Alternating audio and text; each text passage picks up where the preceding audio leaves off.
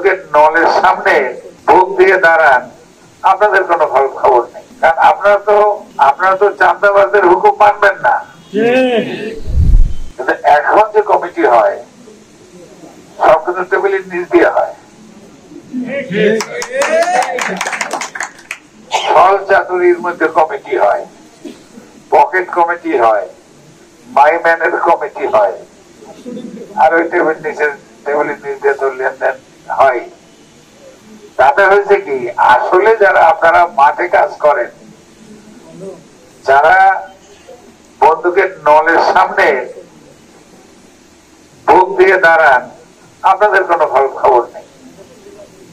কারণ আপনারা তো চাঁদাবাজদের হুকুম মানবেন না, আপনারা তো দখলবাজদের হুকুম মানবেন না। তো সেই জন্য আপনাদেরকে তারা দলে নিতে ভয় পায়। তো এইটা হলো একটা। এর চেয়ে তো খারাপ যে দলকে এমন করে দুই ভাগ করে যে এরা হলো পান্নামের লোক, এদেরকে দলে তো নেওয়াই যাবে না, ওদের কাছেও আনা যাবে না। এরা হলো জসিম সাহেবের লোক, ওরা টাকা দিলে ওদের দলে নেওয়া যাবে না। এবং দলকে দ্বিধাবিভক্ত করা, দলের মধ্যে গ্রুপিং করা, দলকে দুর্বল করা, এটা হলো এদের মেইন কাজ।